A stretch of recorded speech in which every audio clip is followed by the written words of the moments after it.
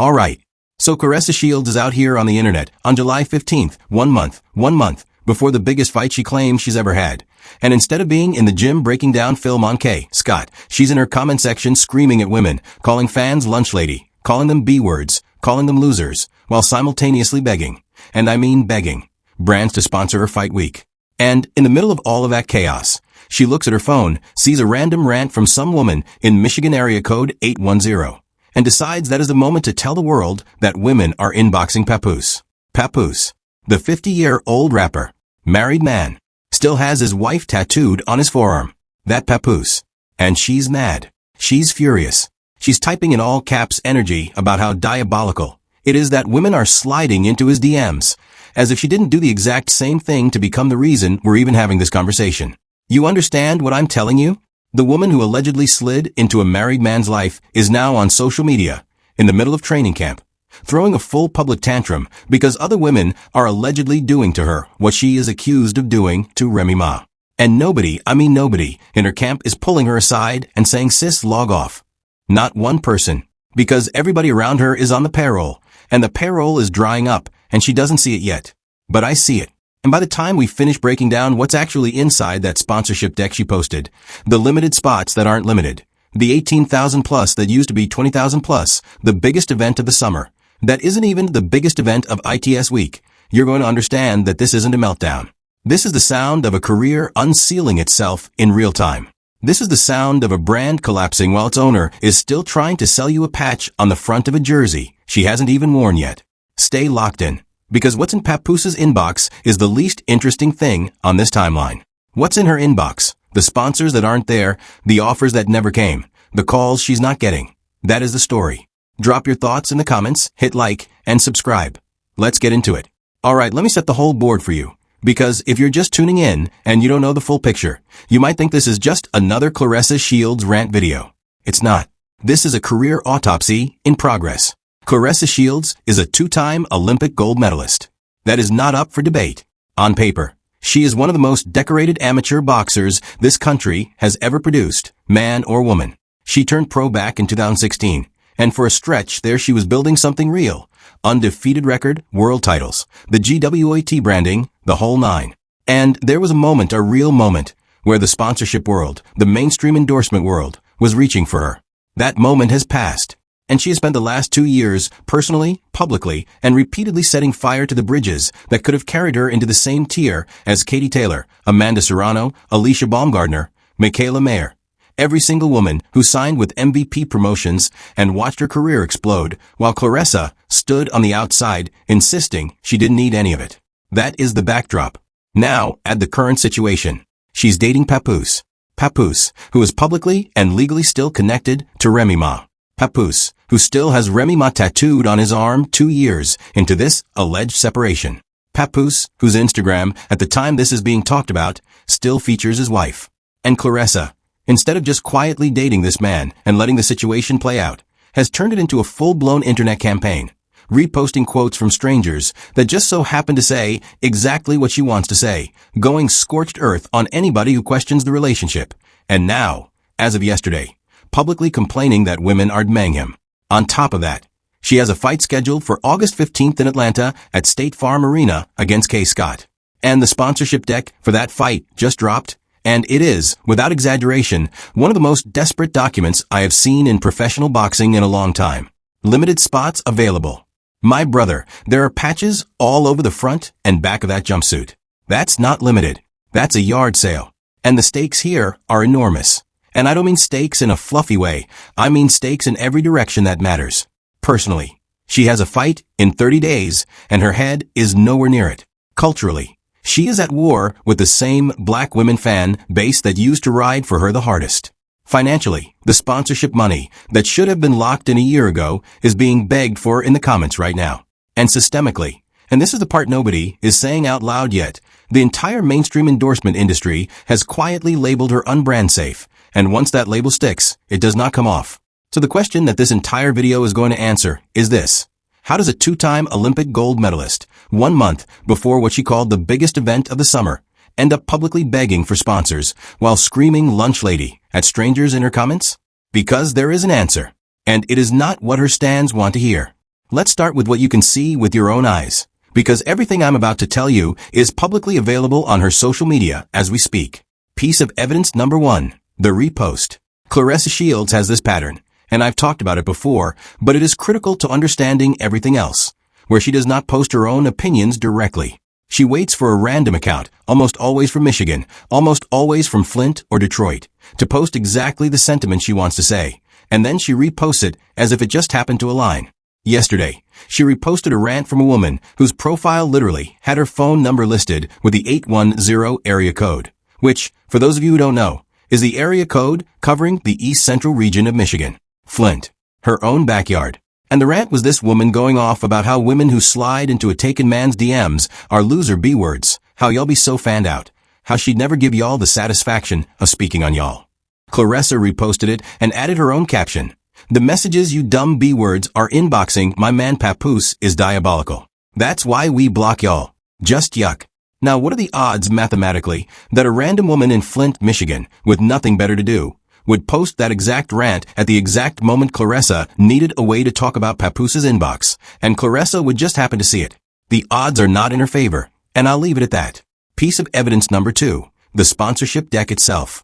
She posted a graphic, a real, actual graphic, made by a real, actual designer, presumably, that reads, and I quote, "A limited number of premium sponsorship opportunities are available for my fight week."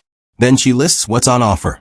Fight night kit patch placement, fight week events and brand activation, training, workout, branding apparel, VIP hospitality, exclusive meet and greet, social media amplification, tailored brand integrations. That last one, tailored brand integrations, is the giveaway. That is chat-generated language. That is what you write when you don't actually have specific packages designed. So you paper over it with vague, corporate-sounding filler. And the limited part is the biggest lie in the entire document, because if you count the patches on the front of the jumpsuit, then flip it around and count the patches on the back, you are looking at somewhere between 8 and 12 open slots. That is not limited. That is a Craigslist ad in a leotard. Piece of evidence number 3, the goalposts moving in real time. When this fight was first announced, Claressa said she was going to do 20,000 plus in attendance at State Farm Arena. That was the number, 20,000 plus. This week's sponsorship deck, 18,000 plus. She quietly dropped 2,000 seats and thought nobody would notice. She also called it the biggest event of the summer. And that's a problem, because Rolly Romero, the same Rolly Romero she publicly said she would fight and beat, is fighting Teofimo Lopez 1 week after her, on a Don King and PBC co-promotion. And that fight is unquestionably bigger. So now she has quietly downgraded the language to one of the biggest events of the summer. One of. That is the sound of somebody walking back their own hype in real time and hoping the internet has a short memory. The internet does not have a short memory. Piece of evidence number 4, the timing. Today is July 15th. The fight is August 15th. That is exactly 30 days out. Any legitimate main event, especially one being pitched as a premier sporting event on a global scale, has its sponsorship structure locked 12 to 18 weeks out. Not 30 days. 30 days out you are doing activation. 30 days out your patches are already sewn. 30 days out you are cutting commercials, not begging in the comments to DM me or email Crystal for the sponsorship deck. That is the language of a promotion that is scrambling, and everybody in the industry sees it.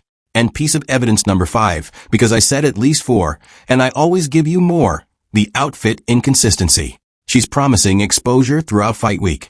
The outfit with the patches on, it is a fight night walkout outfit. She's not wearing that on Tuesday. She's not wearing that on Wednesday. She's wearing it Saturday night. So how exactly does a Samsung or a Pepsi or a Red Bull get throughout fight week exposure when the branding vehicle only hits the camera for one night? Make it make sense. And oh, do I have more? Because the stands are really not going to like this next part. What I just laid out was the surface. That was the stuff you can screenshot. That was the stuff sitting right there on her Instagram in broad daylight for anybody with a working set of eyes to see. What comes next is the layer underneath, the reactions inside the community, the industry side of the culture that talks in group chats and podcast green rooms and DMs that never see daylight. And once you see this layer, you're not going to be able to unsee the pattern. So sit down, buckle up, and let me show you what the culture is actually saying about Claressa Shields right now. Because if you thought her comment section was cooked, wait until you see who else has stopped defending her in public. Trust me on this. I promise you, when we get to what her own former friends have been doing and not doing, you're going to understand this is bigger than a bad week. Layer 2, the cultural evidence, the insider stuff. Start here. When Claressa signed her deal with Wynn Records instead of MVP Promotions, that was the fork in the road. Everybody in the industry noted it at the time, and now, in hindsight, it looks catastrophic. Because look at what MVP built for the women who signed. Amanda Serrano made Time Magazine's 100 Most Influential Sports Figures list. Amanda Serrano got somewhere in the range of a reported $9 to $10 million. Go look it up, for one of her 3 fights with Katie Taylor. Amanda Serrano ended up on Netflix as a direct result of that MVP partnership. Michaela Mayer got a marquee fight in the UK, staying busy, staying visible, ranked opposition, real title implications. Alicia Baumgardner, same thing, courtside at Knicks games, brand visibility, life looked good. And meanwhile, Claressa Shields, who publicly went out of her way to say, I don't need MVP, I don't need Nakissa, I don't need Jake Paul, I'm Claressa Shields, I'm the GWAT. She is 1 month out from a fight where her main sponsor from her last outing was Wynn Records and Snack. And the owner of Snack recently passed away, and the biggest brand on her chest that night was, I am not exaggerating, a homemade-looking heart patch that reportedly said something about Papoose. That is the cultural evidence, right there. The women who signed with the right team are getting Netflix. The woman who told everyone she was above the team is getting DM me and email Crystal. Second cultural piece, the friendships. This one hurts to say out loud, but somebody has to. Claressa Shields, before Papoose, before Wynn Records, before this current era, had real people in her circle. Nigeria, an 11-year friendship gone. Her own sister Bree, the sister who has done every biddable errand, ran every message, absorbed every meltdown, is now being told publicly, I'm this close to cutting you off, I'm this close. Jada, another black woman boxer, another former ally, another name in the wreckage. Layla Ali, Claressa keeps taking shots at Layla Ali when Layla Ali barely engages back. Shadeja Green got stretchered out of fight and Claressa laughed at it. Publicly. She's hit Baumgardner. She's gone in on Baumgardner. The pattern is inarguable. Since she got with Papoose, since she signed with Wynn, the list of black women she has publicly torched keeps growing. And the list of black women who publicly defend her keeps shrinking. And that is a cultural signal that brands read. Brands do not read billboard charts. They read comment sections. They read who's showing up to your corner and who's quietly stepping back. And right now, her corner is emptier than it has ever been. Third cultural piece, the comment sections themselves. Because remember, when Claressa Shields was temporarily given administrative privileges on the DAZN platform, she posted from the official account something along the lines of Claressa Shields is so thick and sexy. That was the tweet. And go look at the reaction. Fans did not laugh. Fans were furious. I'm canceling my DAZN subscription. What is this? DAZN, you disappointed me. This is unprofessional. That was the culture, in real time, sending DAZN a warning shot. This person's behavior is going to cost you. And now scale that up. Under her sponsorship post, under her Papoose inbox rant, under her rants about Kaye, Scott, the same energy. Comment after comment from fans saying, you're calling us broke and ugly, and you want us to buy tickets? Somebody quoted her own line back at her, ain't no fun when the rabbit got the gun. And instead of laughing it off, instead of ignoring it, Claressa replied, what gun you talking about? Look at you, loser, B-word. She called a random commenter a loser and a B-word for using an old school saying. Publicly, under her own sponsorship pitch. Fourth cultural piece. And this is the one that changes the picture entirely. A black woman named Turner Waters posted a measured comment. She didn't insult Claressa. She essentially said, Claressa, I stand with you when you're right, but you should have sat this one out. They're going to eat you up in the comments. A supportive comment. A cis log off comment. Claressa's response? Turner, I'll blaze you down to the D ground. Go away, lunch lady. Lunch lady. She called a woman who was defending her a lunch lady. Now I want to acknowledge the counter-argument here, because I've heard it and I'll address it directly. The stands are going to say, you're just tearing down a black woman. That's what YouTubers do. That's what bloggers do. I've heard it. And here is why it does not work. We are not tearing down a black woman. We are reporting on a black woman who has systematically torn down other black women. Her sister, her 11-year friend, Layla Ali, Baumgardner, Shadeja Green, this Turner Waters woman, the random Nicole, she called fat and told to run a mile. The fan she has body-shamed and poverty-shamed on livestream. You do not get to systematically berate black women in public for 2 straight years, and then, when the receipts come out, hide behind the shield of being a black woman. It does not work that way. And the culture. The actual culture. the black woman in her own comment section, in her own DMs, in her own fan base, has clocked it. That is the gear shift. Because what I'm about to show you next is not gossip. It is not a rant. It is the business machine underneath all of this. And it is why she is where she is. Alright, pattern interrupt. We are going to switch gears completely now, because everything you just heard, the comments, the friendships, the reposts, that is the surface of a much bigger structural problem. And the structural problem is that Claressa Shields is not brand safe. And once a professional athlete crosses the line into being deemed unbrand safe by mainstream endorsement infrastructure, they are effectively frozen out of the entire top tier of the sports sponsorship economy. Let me walk you through how this actually works, because I have been in and around this industry long enough to explain it in specific terms. Systemic angle number 1, the risk mitigation model that governs modern sports sponsorship. Every major brand, and I mean the Samsungs, the Pepsis, the Coca-Colas, the Nikes, the Under Armours, the Red Bulls, the T-Mobiles, the Verizons, the AT&Ts, the Best Buys, every single one of these brands has an internal review process for athlete endorsements that runs through legal, marketing, brand safety, and, increasingly, social media risk analysis. That review process is not looking at your record. It is not looking at your gold medals. It is looking at exactly one question. What is the probability that this athlete becomes a viral negative moment that we then have to associate ourselves with? That is it. That is the whole calculus. And if you are an athlete whose social media on a given Tuesday contains you calling a fan a lunch lady and threatening to blaze her down to the D ground for a supportive comment, you are not passing that internal review. You are not even getting to the second meeting. You are getting a polite "we'll circle back" and then never hearing from that brand again. Ever. Systemic angle number 2, the athlete comparison model. Brands do not choose athletes in a vacuum. They choose athletes against a comparison set. If Samsung has a budget for a boxing endorsement in 2026, they are not sitting in a room asking, who is the most talented female boxer in America? They are sitting in a room asking, who gets us the most upside with the least downside? And in that room, the names on the whiteboard are Katie Taylor, Amanda Serrano, Alicia Baumgardner, Michaela Mayer, Naomi Osaka, if they want to cross sports, Simone Biles, Michael Phelps, LeBron James, Steph Curry, Pat Mahomes.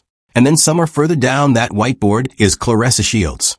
Except next to Claressa's name there is a note, and the note reads recent history of publicly attacking fans, publicly attacking other athletes, publicly involved in an unresolved marital situation, prone to viral negative moments. And Samsung looks at that note, and Samsung looks at Amanda Serrano's Time magazine profile, and Samsung makes the rational decision. It is not personal. It is not political. It is a spreadsheet. And Claressa's row on the spreadsheet has too many red flags. This is why, on her last fight card, her patches were Wynn Records, Snack, and Zeus Network. And Zeus Network, respectfully, is not in the same tier as the brands we're talking about. Zeus Network's entire content library is baddies. It's reality show fighting. It's the kind of programming that has already made peace with being controversial. So a Zeus patch is not a real endorsement in the mainstream sense. It is a co-branded content play with a network that thrives on the exact kind of chaos Claressa provides. That is not a validation. That is a business match built on the fact that no one bigger is calling. Systemic angle number 3. And this is the deepest layer. This is the one that nobody is saying out loud. So I'm going to say it. The women's boxing sponsorship economy in 2026 is going through a consolidation moment. What that means is the money that is going to be spent on women's boxing over the next 36 months is going to be concentrated on a very small number of names, because the sport is finally getting mainstream dollars, but not yet enough dollars to spread across the whole roster. So brands are picking 2, maybe 3, women to build long-term equity with. Katie Taylor is one of them. Amanda Serrano is another. The third slot is contested. Baumgardner has a claim. Mayer has a claim. Chantel Cameron in the UK market has a claim. Claressa Shields, 4 years ago, was the presumptive third slot. She should have been the presumptive first slot. 2 Olympic golds. Historic amateur career. Charisma when she wanted to have it. That slot was hers to lose. And she has lost it. Not because the industry conspired against her. Not because women's boxing is unfair. Because she personally, publicly, repeatedly demonstrated to every risk analyst at every major brand that she is not the safe bet. And the sponsorship money that would have gone to her is going to Serrano, is going to Taylor, is going to Baumgardner, is going to Mayer. That money is not coming back. Once a brand goes with a competing athlete, they do not switch mid-cycle. They renew. And every renewal she is not in is another year further from the room where the decisions are made. That is why the sponsorship deck reads the way it reads. DM me or email Crystal. Because Crystal is not fielding inbound calls from Samsung. Crystal is fielding whatever Crystal can generate on outbound, 30 days before fight week, with a client who is publicly calling her own fans lunch ladies in the comment section. That is the industry reality. That is the machine. And I don't want you to miss it, because the drama is entertaining, but the machine is what actually determines who eats and who doesn't. Now here is the truth bomb, the thing I have been building this entire video toward. The thing I want you to sit with, because if you understand this, you understand everything about why we are watching what we are watching. Claressa Shields is not having a meltdown because Papoose has women in his inbox. Claressa Shields is not having a meltdown because a random woman named Turner tried to give her advice.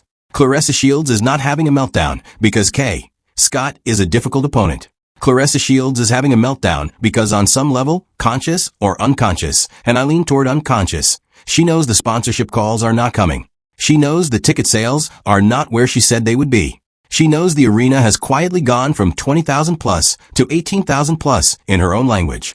She knows Raleigh Romero and Teofimo are stealing her summer. She knows Amanda Serrano is on Netflix. She knows her sister is one meltdown away from leaving. She knows Nigeria is already gone. She knows Papoose has not erased that tattoo, has not scrubbed his Instagram, has not in 2 years produced a single piece of documented forward motion toward whatever this alleged separation is supposed to lead to. She knows all of it. And the human mind, when it is faced with a stack of realities it does not want to accept, does one thing consistently. It picks a fight with the smallest available target, so it does not have to look at the biggest available truth. That is what the lunch lady comment is. That is what the loser B-word reply is. That is what the entire Papoose inbox rant is. It is a woman screaming at strangers, so she does not have to sit in a quiet room and hear the phone not ringing. And the reason this is the truth bomb, the reason this is the part that matters, is because until she confronts this, every fight from here forward is going to look the same. Unbrand safe, under-sponsored, under-attended, overshadowed by the fight the following weekend on a bigger network with bigger names. And here is the piece nobody wants to say. If Papoose was not part of the equation, if the last 2 years of public warfare with black women in her own community had not happened, if she had signed with MVP when the door was open, we would be watching a completely different career right now. She would be the Serrano. She would be the Taylor. She would be on the Time magazine list. She would be the Netflix documentary. Instead, she is on Instagram at 11 p.m., calling a supportive fan a lunch lady, because she cannot process what is actually happening to her. That is the truth. It is a hard truth. It is not a fun truth. But it is the truth. And every single thing you are watching from her right now, the reposts, the rants, the diabolical inbox comments, the desperate sponsorship deck, is downstream of that one central reality. She is fighting the wrong opponent. She has been fighting the wrong opponent for 2 years. Kaye, Scott is not the fight. Turner Waters is not the fight. Random Michigan Instagram account is not the fight. The fight is the mirror, and she will not look in it. Now here is the part where the story lands where it always lands, because the culture is not broken. The culture always course corrects. And the way the culture is course correcting on this one is by pouring the sponsorship dollars, the Netflix specials, the Time magazine profiles, the courtside seats, and the 11-year friendships into the women who did the work with discipline. Amanda Serrano did not have to scream at fans to get to $9 million a fight.